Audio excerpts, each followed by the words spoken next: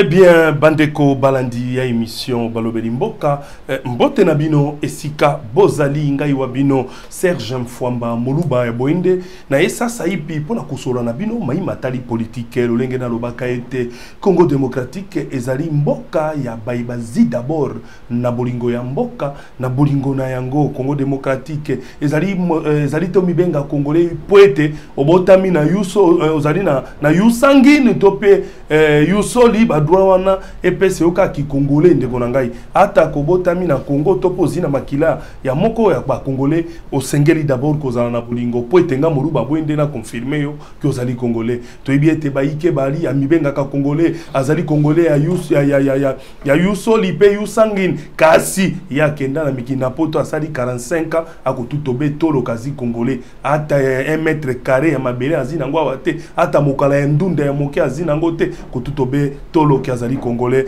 yango ngai Serge Mfwamba Moluba Bwende o nazali koloba ete to sengeli to za na bolingo ya mboka oyo po ete to ndimama solo bongo bandeko na bosa na kate kotondo tata nzambe mokeni na likolo na se to ya sali ete ngai na bino to zala na mpema na bomoi to bana ko vivre ndena lobaka merci na mokeni na likolo na se merci na prophète Konde Polo Dominique pe madame naye mama Asaf na bandimi nyonso ya liloba nanzambe bongo sasa ipito koti na mojindo ya masolo na biso po ete ngonga ezalaka moketo singi kosolola penja maima atali politique na kolobela bongo bino ba vérité moi mingi na o etali makambo euti ko salema to uti komona cour constitutionnelle lulengenkani asiri bongo ko sa la publication moko définitive atangi pe alimbolisi biso na mibeko ete bato mosusu basi bakomaki ba député ba joaki ba kombo ya ki député kasi lelo ba dili susu ba honorable député te na ebite na kobenge bango honoraire na moi sanza mibale basali to eloko nini na ebite tokoyeba na kosololango katina émission eye balobeli mboka pe lisusu bandeko soko boko mona lelo yo bitumba mbaku ekobundama na entre République démocratique du Congo na M23 oyo bazali bongo kosangana na ba yi Rwanda tolobaka ete population rwandaise na population congolaise ba yi na ba antécédent penja te kasi eyi moto molo na bango to pe moto ako diriger mboka wana nde azali na problème sérieux na République démocratique du Congo toyebaka te Kagame soko bapesi au Congo yo kokoka ko diriger yango Kagame soko batikeli yo mboka oyo yo Kagame kokoka ko diriger yango na kanisa mikolomi bale pamba okozongisa molimo epai na tata Nzambe soko batiki yo o diriger République démocratique du Congo bongo na lombango na ko présenter bandeko na yambikati na esika eye na kobanda na loboko na ngai ya mwasi nazali na oyo tozali ko benga bongo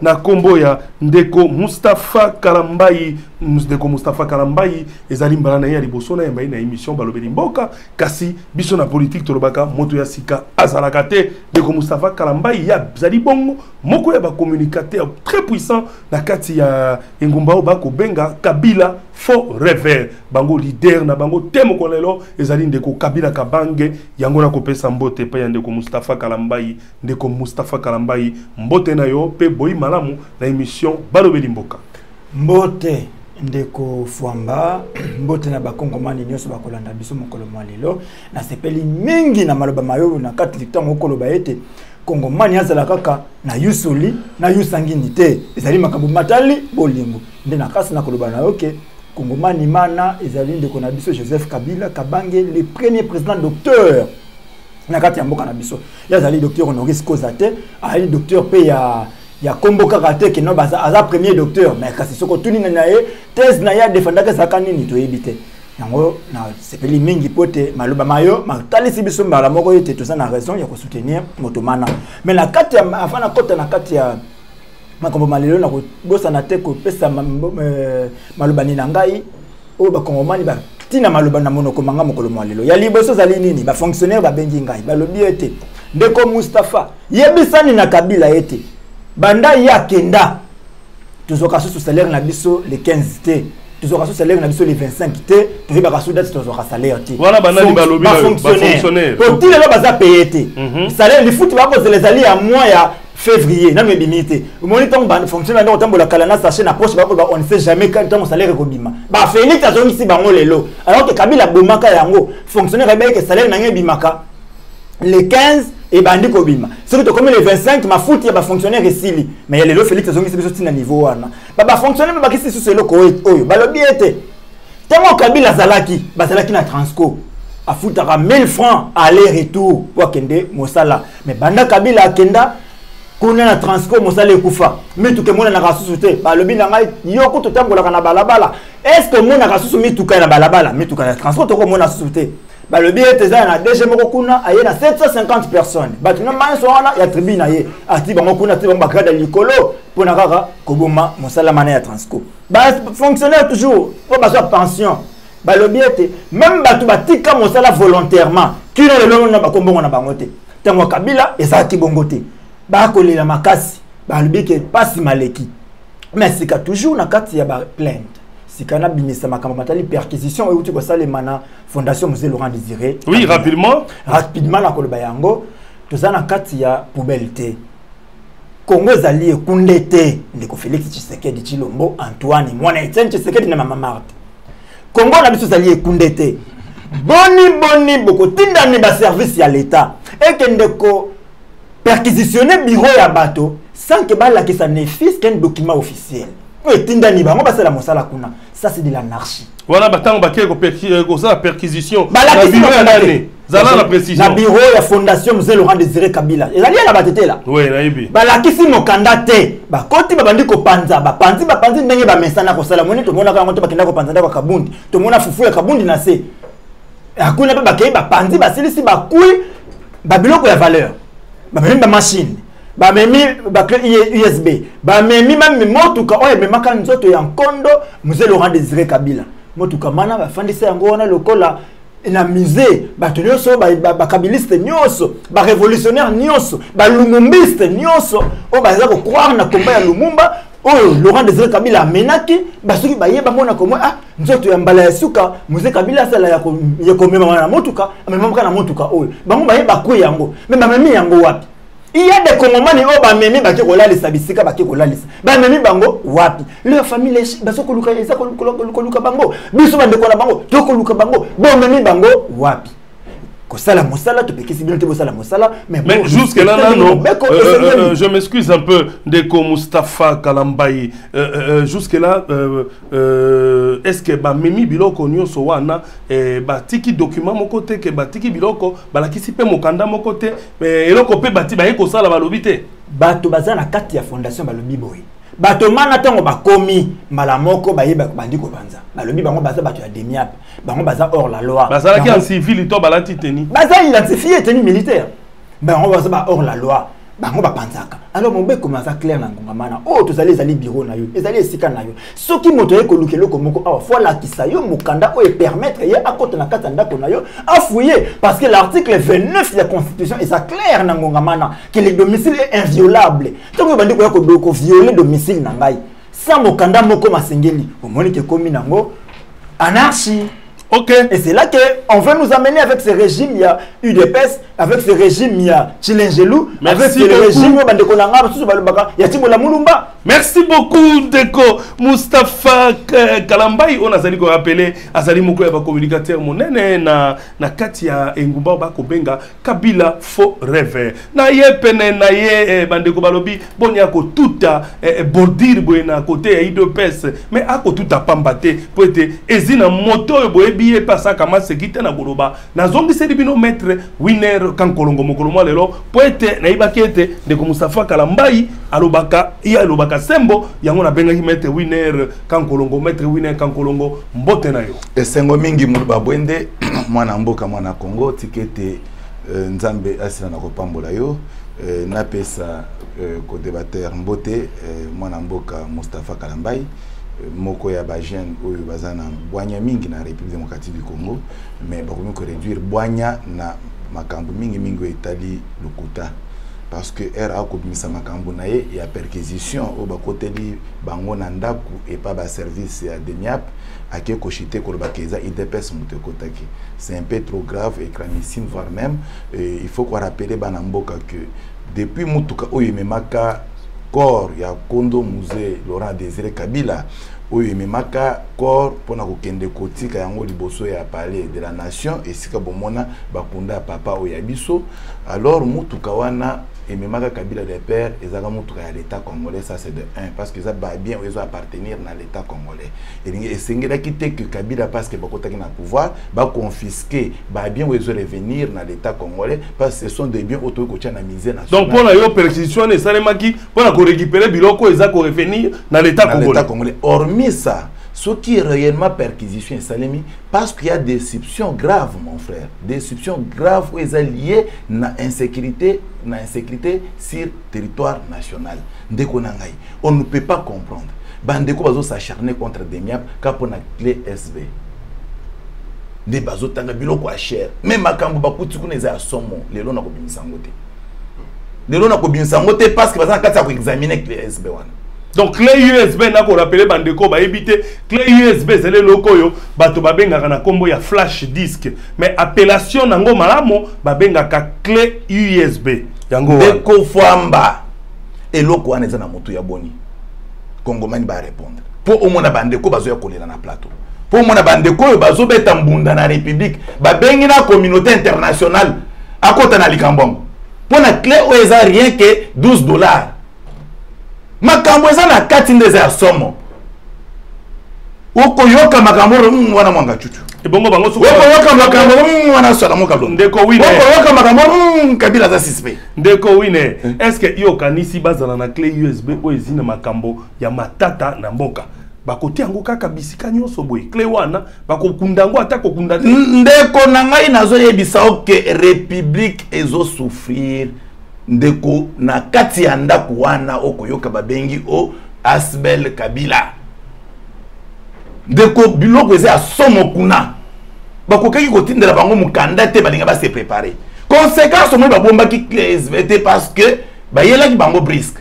Mais tolobi boy. Boss de la 2 3 4 jours service ya sécurité ya mboka na biso et sa vérité ya makambo eza na kati ndeko nanga kolobaka non. Bandeko ya tikala kolinga jamais mboka. Il y a awa mais kolongwa epa na ekokoma wa transport apa ma check carburant $20. Mais ce que ça na pona moi client SB que ça na iloko malonga te. Ako somba ko alongolika $12 apa masomi. Non, eza makambo eza kuna ndeza somo. Ba conversation ya gagame na bato mususu awo. Ba conversation ya ba mwanga chuchu. Ba conversation ya bato belé ou ezo attaquer intégrité nationale. Est-ce que to c'est demboka na biso kaka boye bande ko na ngai? Non, et moi le Congo tous. Nous avons un plaisir à comment que tous débattre na mutu oyo aza loyal envers la République. Mais batozo soutenir baza loyauté. Merci. C'est là où il y a les problèmes. Mais ndeko famba pour na compléter ndeko na koki ko banda introduction ya makambo émission na yote so na pesi mu kwa ntombolo mo ama ifachi betombo tete. Azo mbote place azali. Bana nyonso IDPS ba mesana ko lananga na koleka jamais et pas na yo surtout parce que bango baza abonné et pas na yo.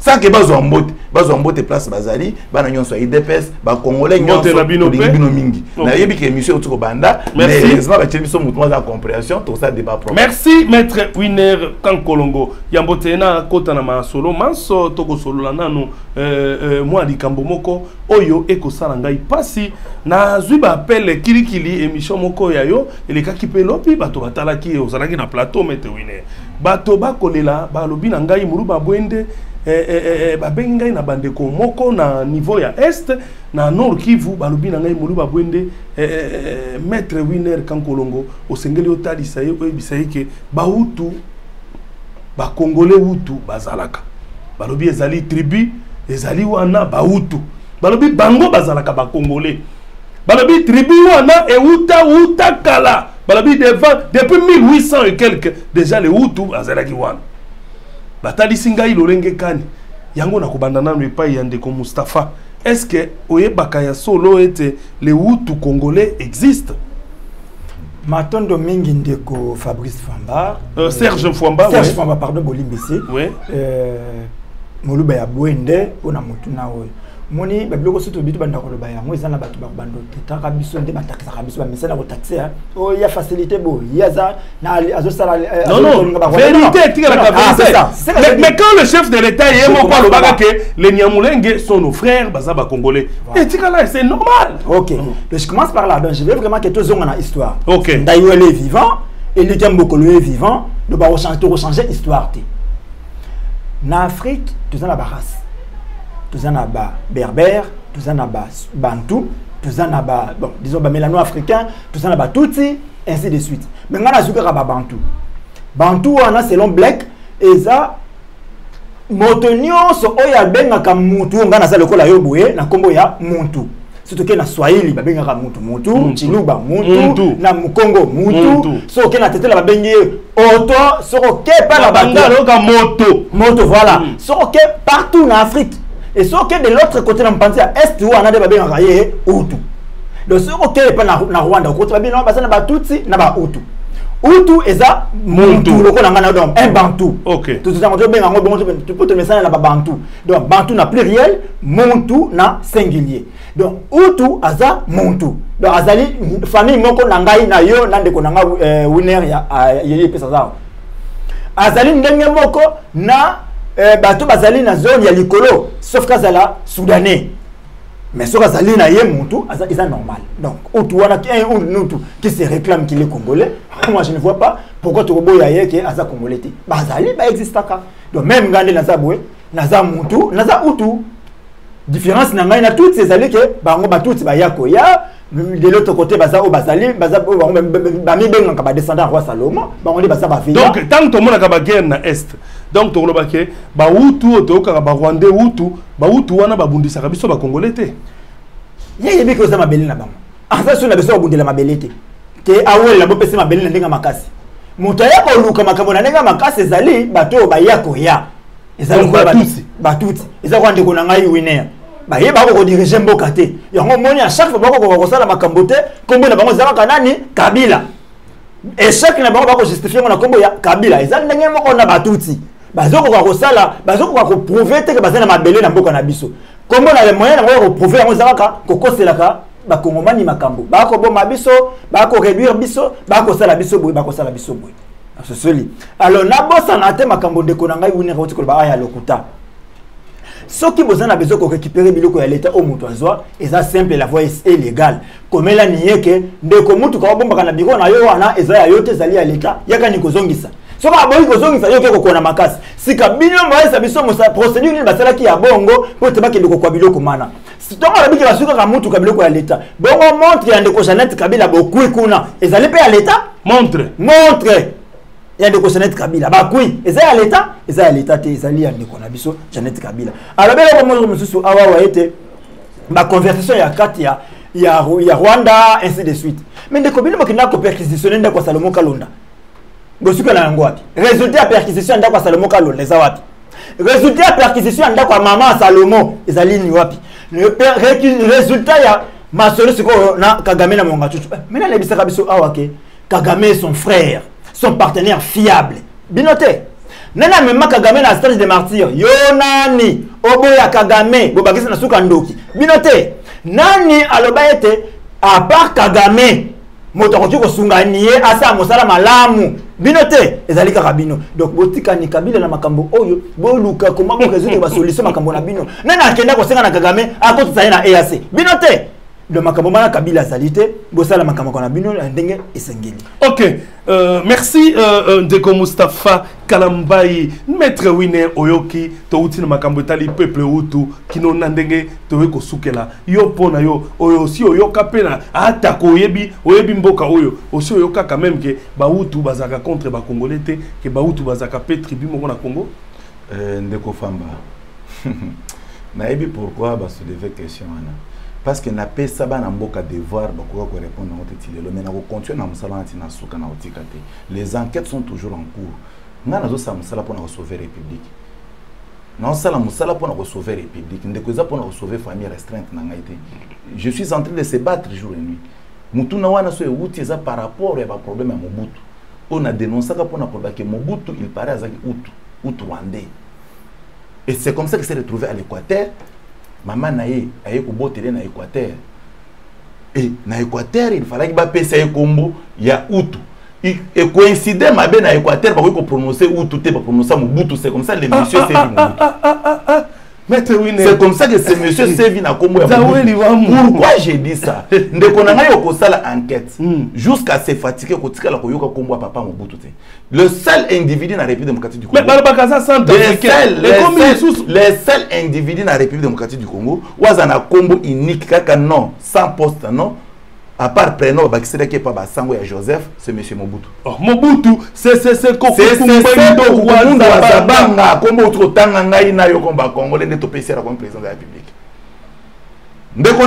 Ce n'est pas pour rien ce genre de questions sont en train de venir. Nous sommes en train de faire des enquêtes sérieuses dans la République pour découvrir que la République a eu un problème à Kassibouyouapi. Tu es chité, mon frère, en 1994. Au bazo, il y a des gens qui ont frère.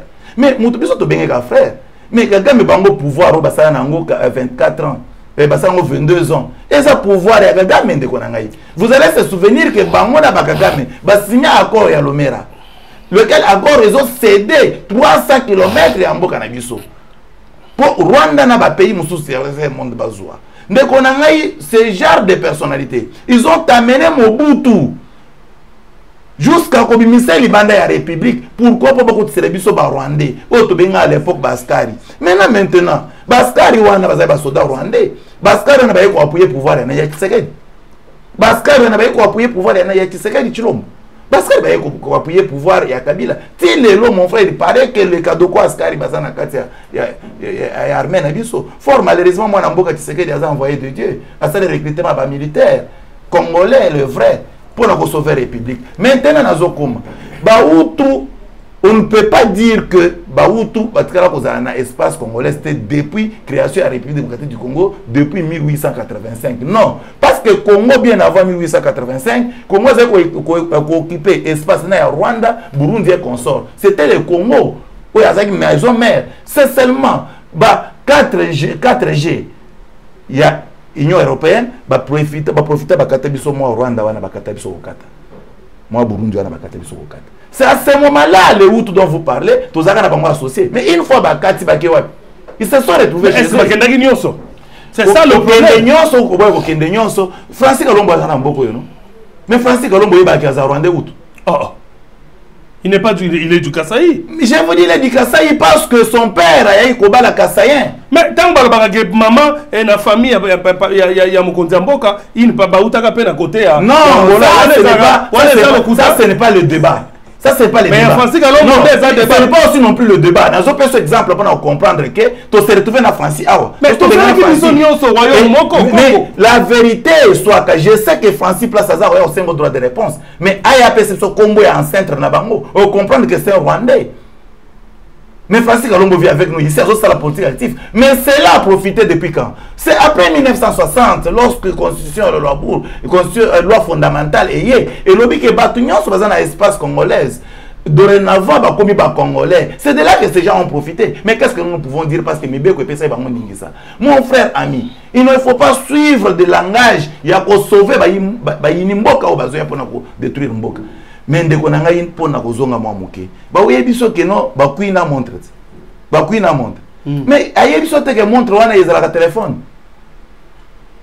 c'est ça mais il doit te dire que l'oni ne pexi mutation ba non problème c'est à cause de ce téléphone te problème c'est que ba conversation ni neza na kati téléphone ba conversation ni neza na kati téléphone mon frère ami on peut trahir la République à travers na studio émission place Tozali. Tozi appelle to sali, to bengi nang. To sali appelle, to bengi muto MSC ok corrigendre nang. To sali appelle, to bengi mamba.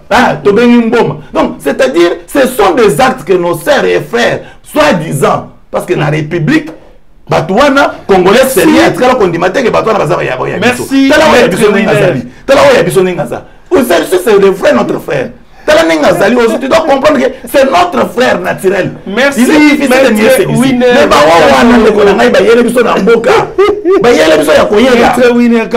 Merci beaucoup. Merci.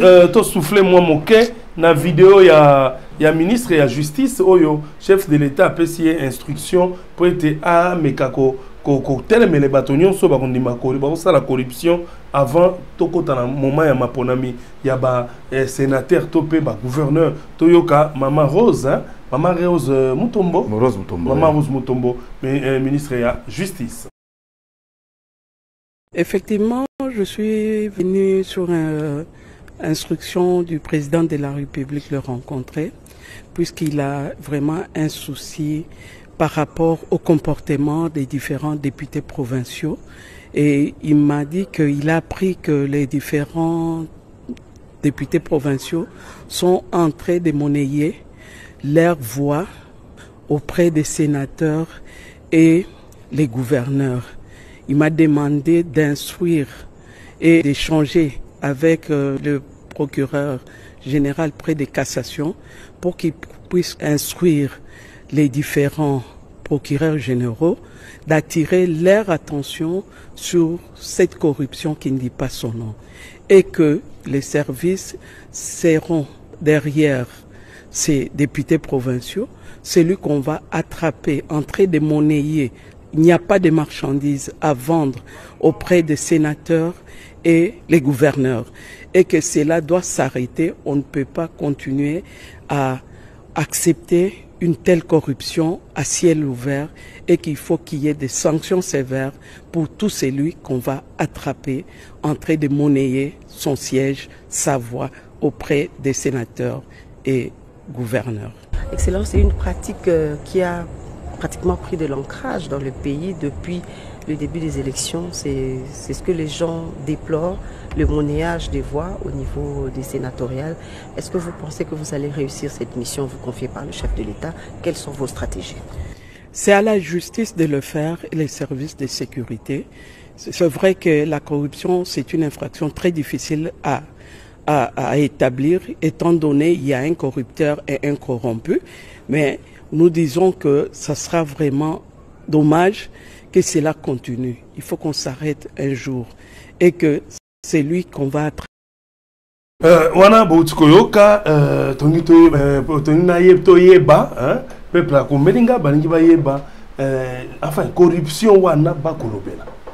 Est-ce que solo penza ba députés provinciaux bazina bose bazina posa bakomi déjà ko sala ko kota na makambo etali corruption pour que bapona ba sénateur na corruption to pe bapona ba gouverneur o baza ko corrompre bango et ndeko Mustafa malobe pa inayo o bien ndeko Fwamba ezali pasi ezali soni komona bato ya boye nde ba ko tambusa mboka biso Congo ya lipasi. Et je comprends pour l'année de qu'on a winner ko ka passer à wana plateau parce que ngonga na ngonga faut ko défendre bato boy bato bango moko ba bino bango ba ko salate ba yebino bango ko lo baté yeso ko défendre bango moto ko se bino ke nazaki instruite donc yeba pesier mobeko ba pesier maloba ke ko loba na moto bo yeso aka bono ngana ko landa yo ko landela nini yo makambo ko sa kuna yo batindi yo ko loba nini. Et pourtant encore ba ko sanctionner ba députés provinciaux. Député provincial azali na électeur lokola ngai na yo peto za ki ba électeur lokola malheureusement biso to kidai ma ponomité pour to ko kende ma ponomité ko suka na nomination confrère vidéo ya Kadima sont nommés donc ezali ngai te ezali Kadima ce que ki ba nomaki bato botuna na Kadima sika tango to baki ke ma ponomité ko suka na boy bino kidai ko luka ba électeur tango kende ko luka électeur o sombele ki eliputa po apesa ni yo mongongo bon moi soki pe sénateur akei ko lukani député national asombelie pantalon pour apesa ye mongongo passe ezali wapi omona ni ke moyibi ne alukaka te bayibani baza ko banga te ezana bato mosusu bakoko pembete bashita sima bakozola na maloba iko convaincre ko lekani bango po bato yi de peste basana maloba ko convaincre te. Je m'excuse ndeko moko akomelinga ya parti ya États-Unis alobi Moluba Bwende Onyoso wana ezali po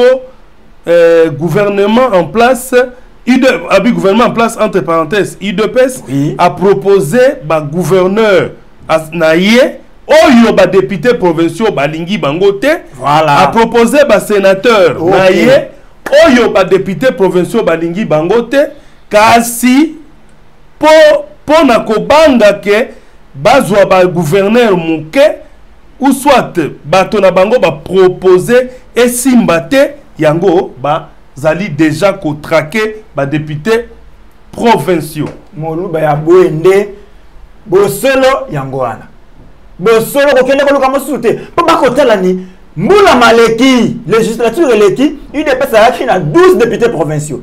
Mazanga qui est sénateur Moko. A présenté qui bango. Si ka tour a présenté ko tu bateau bazana bilanté. Baza un programme te ba ko kende ko convaincre ba députés provinciaux. Si ka ba ko la question qui te présenter bateau ba comme kuna ba échouer to rezo bateau te. Alors traité ba déjà comme menacé bango de la même manière de ko Félix a menacé qui assemblée nationale na Moula Maleki. Na ko dissoudre yango.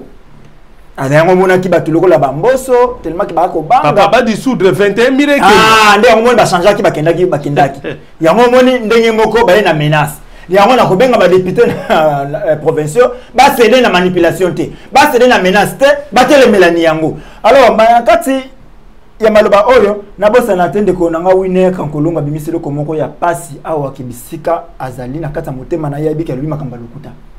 Tant le bec Mobutu, azali Hutu Rwandais, babota na Équateur. Yemo rebeki za lokuta. Moni makanzo le ba Hutu Rwandais, ba ko bota na Équateur. Tala ni mama bomba zemi, bandana Rwanda aya ko bota ya mona Équateur. Mobutu azali Soudanais, Mobutu za Hutu te. Aza muntu te, Mobutu a Soudanais, ngwandi, na mboka na so beke ba ngwandi, ba ulof, ba azande, bazali ba Soudanais. Ayebi yango. Donc azana race ba Soudanais.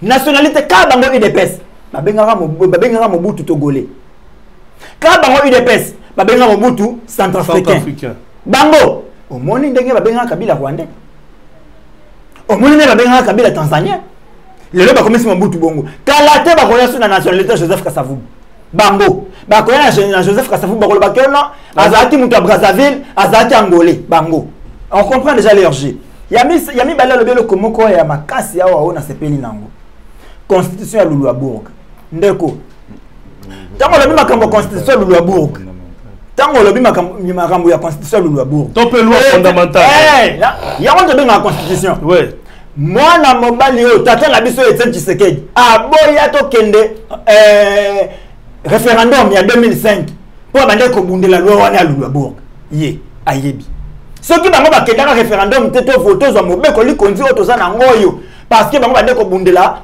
et le Congo a Luluabourg. Le loi dit que ça a comme abbé. Fakaba côté ça Rwandais na kati ya mboka na biso. Donc vous voyez maintenant je comprends pourquoi ba latisa Kabila casquette ya Rwandais pour que Congomani moni mboka na biso to kana na horreur ya ba étranger. Oui to yamba ka motonyoso mais to ndima étranger facilement. OK. Alors le ko ba yeba ke le ko na ke bango bazo bundela ba Rwandais ba kota. Kabila zo boya ko kota ba Rwandais alafu ba latisa Kabila zoto ya Rwandais. Talani tunani bango mutuna. Alliance ya sauvegarde ya baki ya dialogue inter congolais nana bande ko piloter yango Etienne Tshisekedi yango nde mema RCD ya Roubaix-Roi na kati ya dialogue inter congolais yango nde commissaire RCD ya Roubaix-Roi et commissaire Roubaix-Roi vice président nana mema ki bango bakota wana Etienne Tshisekedi donc monike ko kufa ya mboka oyo infiltration ya mboka oyo bo ko seleka Kabila makambu ba kolo problème bango yeyo bango bandimi yango lelo na miso ba kongomani matondo mingi parce que de Winner abimisi vérité. Merci beaucoup Ndeko Moustapha Kalambai que je rappelle Azali Moko ya Balobeli na kati ya OS Ngumbaba Kobenga Kabila faux rêveur Maître Winner Kankolongo ya UDPS Yuti Kolanda message ya ministre ya justice Maman Nabiso Rose Maloba Ombokayo. Madame la ministre Rose Mutombo Aza na raison. Il y a ça l'intervention. Pourquoi elle devrait faire cette intervention? C'est parce que tu as constaté dans le Canabiso, il y a une corruption. Corruption, ils ont tellement makasi. Corruption, comme on quitte Nabate Kinguba. Corruption, comme tellement makasi. Instaurée par qui? On doit se souvenir que la corruption, il y a un mode de vie, il y a un régime Kabili, dans la République démocratique du Congo. Kabila ye moko na oyo bango bazokumisa lelo Kabila Joseph ye moko Kabila Joseph na Kabila apeta sema na 2001 baba Kabila moko te Kabila moko te de konaka donc c'est-à-dire donc il faut que ça na ba trois ba winero ba sa ba recherche c'est-à-dire y a na plateau ozolo bilo comme par centime ozima lo ba winero bambi lelo ozima lo ba winero bambi lelo le type là de 29 ans qui avait prêté serment. Les types là de 29 ans qui avaient prêté serment, un Rwandais tout fait.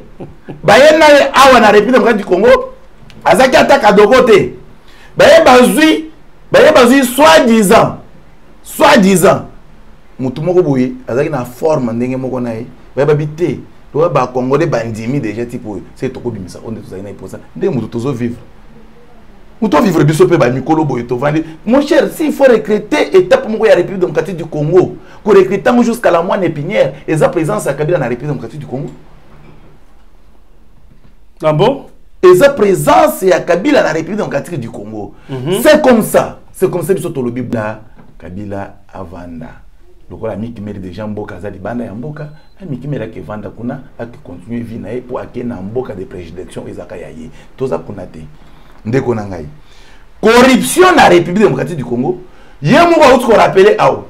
Ba pesa ba députés provinciaux mbongo à l'époque pour ba corrompre le député provincial à IDPS à l'époque. On avait 13 députés, mais 2 sénateurs Kamongo à la place de 4 sénateurs. Tu comprends? À la place de 4 sénateurs. Qui banani o basalaka ba manœuvre wana. So tali Sénat mobimbeza composé na ba dignitaire Kabili. Tangiranga na Sénat voix ya sika, soit mutu ya sika na Sénat ya 2018 oyebi azana.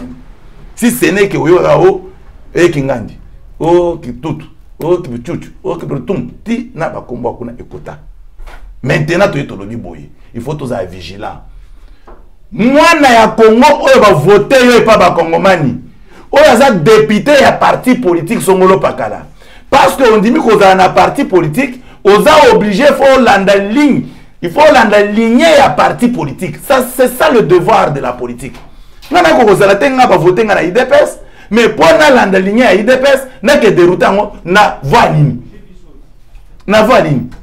Alors, raison ba pesi que IDPS, ils ont bloqué, ils ont bimisa maloba wana pour ebangi sa ba député va voter ba gouverneur au IDPS a présenté et yali le kuta de Kofamba. Et yali le kuta ba gouverneur candidat gouverneur yo IDPS ba yebi que si l'Union IDPS a présenté bango en coalition avec Union Sacrée, c'est parce que baza majoritaire et que par conséquent bango ne va voter. C'est ça la politique. On fait la politique pour conquérir le pouvoir et le gérer le plus longtemps possible. Et c'est comme ça que nous acceptons, il y a un parti politique. Contrairement à il y a question qu'on répond, non, il y a un parti politique. Il y a un asibel. En réalité, il ne faut pas très mal sur le nangai. Il y a un balabala à zo qui reba carivo. Il y a un asibel, papa. Kanisa na tango na ile kwa kala. Bando ko nso ba asibel ndeba za ko sunga biso na ba kombo ba pau ba zo pesa na ba quartier pour ba balabala les propre. Mais asibel ya lelo comme ko tinda batu ba discuter na ba politique que nous sommes. Difficulté à répondre à la question il y a ministre de la justice, il y a moins les latiers. Il y a ça il y a ça la politique. À quel ko voter péta mo mususuté parce que soit disant a zo un mot d'ordre il y a leader mo politique ba ben kabine. Ok, Maître Winner, merci beaucoup Nakanisa Bayokio. Rapidement, Tokota, na maman na likambo mosusu oyo ezali konyokola en ce qui concerne ba vérité peuple a senginga molu ba bwende loba ba vérité oyo na oyo sali sur ce qui concerne la députation nationale. Na kosenga d'abord na ndeko Jordan Esika Zali ameka kotie la biso un peu atina ngai kaka liste ya bato oyo basili ko perdre lelo électoral na bango ba perdre bisika na bango pour être cour constitutionnelle assis à bimisi liste définitif cour constitutionnelle atangi solo ba kombo ya bato oyo basengeli bazala na hémicycle wana boyebipe cour constitutionnelle ba telemireke yango te oyo ezalaka inattaquable oyo asi alobi yango ezwi lokola nzambe asi alobi biso toyina boko na makasi ya contredire te yango wana tozali komona balobi au total 39 candidats ont été invalidés ce mardi 12 mars par la Cour constitutionnelle et cette liste présentée comme suite. Tozana monsieur Swedi Richard ye bapomoli ye tozana Belisiko tozali na Mukuku Mania tozali na Dianza André tozali na Kapia Tumba tozali na Makongo Marc Sakasaka Benoît Ntumba Liliane tozali na Kongolo wana moni Kolongo tozali na Muyombi Jetro tozali na Nyondo Robert Nyondo tozali bongo na Kabulo Moke Fidèle, tozali na ndeko Kennedy Katasi yazaki na Lukunga, tozali na Kennedy Katasi, tozali bongo na Koloba Robert, tozali na Ntsudi Amine, tozali na Kibungu Séraphine, ndeko Jordan na komona te ezina se, oui tika bongo, tozali na Kibungu Séraphine, Manchimba Pascal, tozana Bokomito, tozali na Lumbo wa Banza Steve, hein? Tozali na Munganga Akono Papi Kalenga Mukendi Serge, soko mususi ali otie, tokomi na 18, tozali na Bakomito, tozali na Lumbo wa Banza na tangi deja, tozana Munganga Akono Papi on a tangi deja, Kalenga Mukendi Serge, tozali na Samba Edouard, tozali na Kitima Ida, tozali bongo na Moussadi Paul, Age Matembo Toto, Age Matembo, wana mwana ya Age Matembo, Age Matembo Toto alongwe, tozali na Chipa Mavundama, tozana Kabasele, wana Donal ndeko Donal, courage ndeko Donal Kabasele, nzambe asunga yo manda ekoya. Mudiai Christian, tozali na Bahati Serge, wana mwana ya ndeko Bahati Serge, yewana, ok, tozali Bahati Serge, tozali na Kimasi Rolf, Mbuika Longi, tozali na Ndingalandu Nixon, Matamwa Muke, tozali na Tunda, tozali na Kenda Benjamin, tozali na nani lisusu, Muirwa David, tozali na Ndia Maliba Lidi, tozali na Kunda, tozali na Sengula. Oh, merci, tolandi bato wana nyonso. Kasi na talaki na bitando misusu, na landi bato mwa mingi bakomeli ngai sur identité moko balobi na ngai Moluba Bwende biso tozali kolela mingi na kombo ya ndeko Olivier Sendula. Ndeko un instant maître Winner zela odwa maloba bazali kolela balobi ete boni ndeko Olivier Sendula oyo abataki record na circonscription na ye aduite bakende kolongola ye ngana yebisi bango na lobi ete ezali kaka ndeko Olivier Sendula te oyo a remplacer o ba remplacer ye na ndeko Sami Badibanga. Cour constitutionnelle soki asi alobi bandeko ngana za na tango changer te tomoni abatangeli ngai lokola moto lokola Claude Nyamugabo kuna na Bukavu balobi na ngai eza na Bukavu Claude Nyamugabo no balobi Bukavu evotaki ndeko Claude Nyamugabo te balobi na ngai ndeko Masangu Munongo et kuna na nani esika oyo conflit ezalaki entre les Kasaïens na Olomami balobi ete ndeko Masangu Munongo bango balobi ete bavotaki yete balobi na ngai mama Adele Kainda bato balobi baponaki mama Adele Kainda te mais cour constitutionnelle ndabimisi bango yango na kotalisa na peuple ngai Moluba Bwende nazina maloba koloba te bazongisa bango po ete kobima ete naza ko contredire cour constitutionnelle. Maître Winner kan kolongo malobe pa na yo conflit ndeko Olivier Sendula na ndeko Sami Badibanga. Ndeko Famba à un certain niveau il faut qu'on encourage na vie il y a koloba vérité place vérité zali. On ne dit pas que cour constitutionnelle où il y a sali eza parole d'évangile.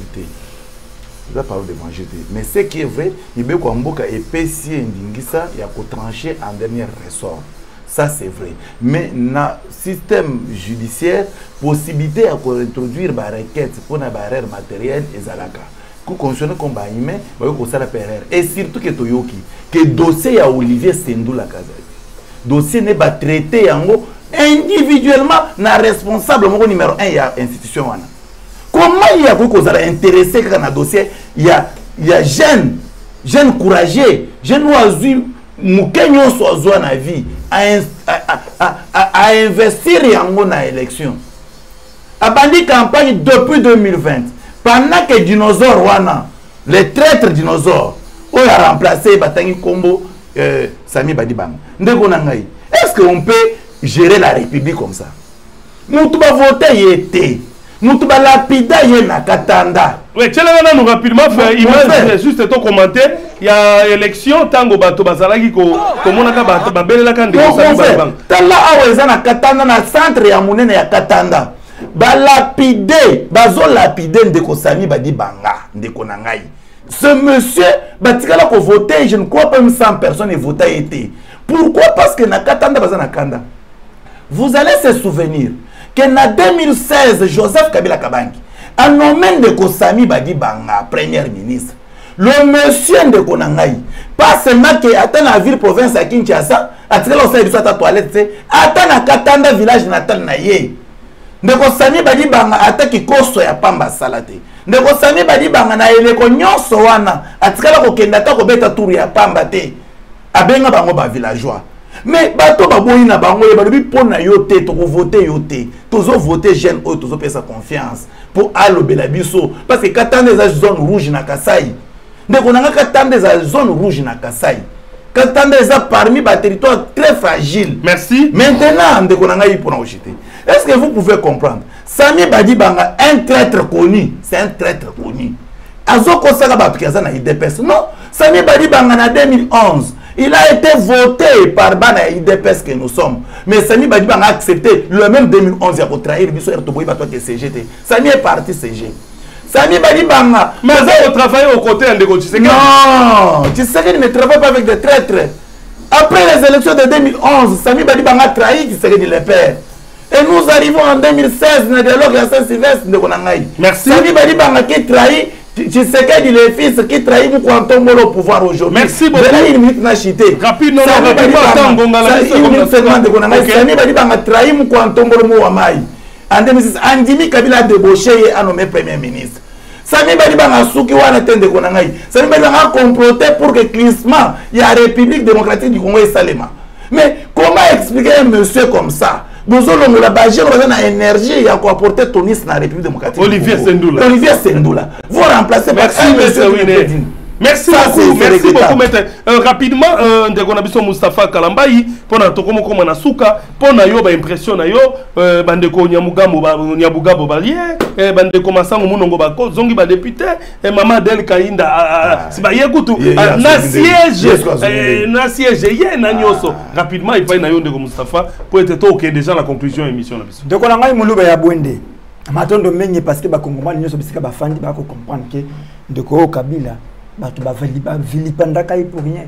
Et tout le monde comprend que Nangonga moko na mboka so batu ba ko ba mingi pona yo telemana na côté telani makambo batu ba ko sala ko comprendre que oza innocent na makambo bele. Ndeko na nga winner na sia passe na ye abimisi loko moko ya lubi makambo corruption c'est Kabila. Abosani que Kabila tikaki député na salaire à moins de $20,000.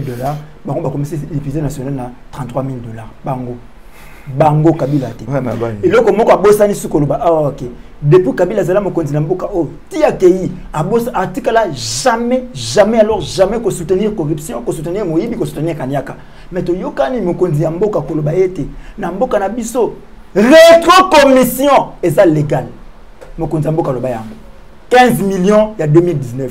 De ko Tshisekedi loba yango que c'est normal na mboka na biso. De ba ko corrompre moto, otongi seli moto. Le rétro commission eza fait illégal. Non, ce gars loba ki yango a so lingra corruption ngai ko instruire ministre ya justice te akenda ko boya makambo corruption. Na zuma loba bande ko ya union sacrée bango nde balobaki. Ah bien moni na politique ko kolobaka ko talaka o moto ko lobate talaka o azo ko sala. Donc on a bika ke moto a validé ka rétro commission ce n'est pas Kabila, c'est Tshisekedi. Yami balé lobi makambo ya asbel to ko lobele makambo tele politique te ndeko winner a privé biso droit na biso za reconnu l'article 23 mobeko likondi. Moni article 23 mobeko likondi. Na comprendre parce que bango ba ko comprendre makambo o te po bango baza makambo ya Luluabourg, charte na Luluabourg po ba ko sa ba Rwanda na mboka oyo. Mais makambo Kabila yati na ngo ya malamu bango balingi yango te. Siko na zongi na makambo ya ba validation na ba invalidation na bino oyo. Moni so tali lano rapidement de liste ko abimisi ya 39 kombo mais yemo na monoko balobi 49 ko balobi na monoko 49 mais dans la liste tout le monde 39 oui. C'est pour vous dire que c'est une comédie qui s'est fait na sommet à l'état, c'est une aventure 5 ans oh 5 ans ya passe ya Maniolo ya Minoko quelques secondes pour conclure pour na rozongelo balobi ko moko wa ke mama Adel Kainda bazongisi parti na ye atteindre soité parti ya atteindre seuil. Oto yebi pona moto abi ma député na mboka oza clair. Ya liboso bo atteindre seuil.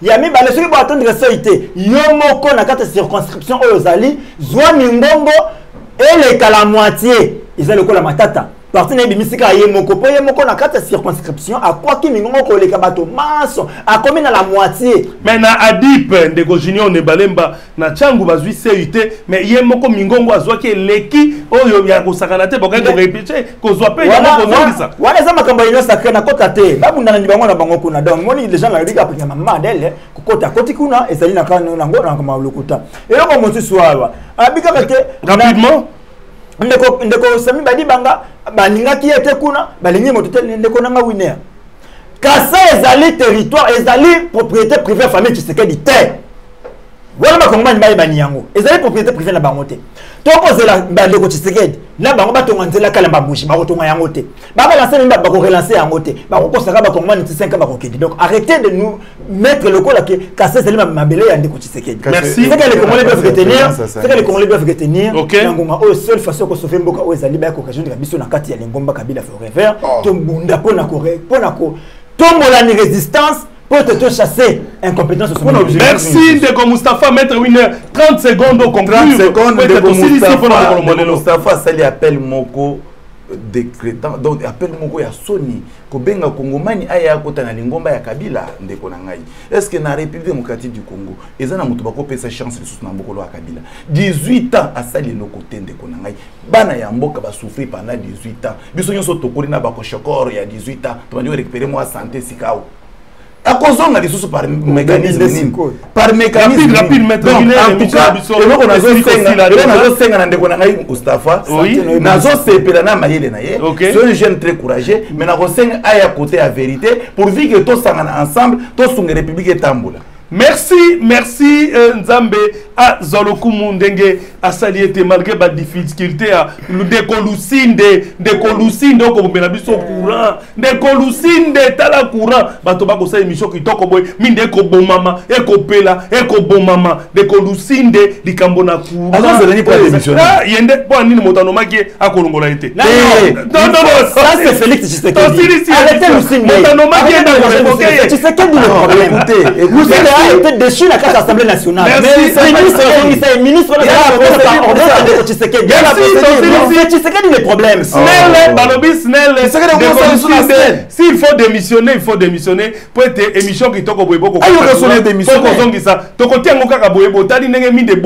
et comme le kola jeu de lumière. Merci na bandeko nyonso batali émission balobeli mboka bisika bozali bandeko ya na côté ya nord sud Kivu bandeko ya Maniema bandeko ya Grand Équateur bandeko ya Grand Katanga bandeko ya Grand Kasai tokei na Congo central biso nyonso bandundu bandeko merci ndeke bolandi émission et na lobaka na bino bosengeli kotala émission et mikolo nyonso du lundi au jeudi na 19h40 na Molière Canal Plus du lundi au jeudi 19h40 p vendredi ti mokolo mois dimanche émission les kakana 22h40 rediffusion zaka tous les jours na 9h juste. Merci na PDG Jerry Nembalemba, merci beaucoup na ndeko Bodrick qui a 20 ans Bodrick qui a 20 ans na Molière Canal, merci na DJ Lutadila, merci na ndeko Ted na ye na côté ya tosunga na télévision botala émission et mikolonio so na ngonga ya 22h botala yango pe lisusu mikolonio so na rediffusion na ngonga ya midi.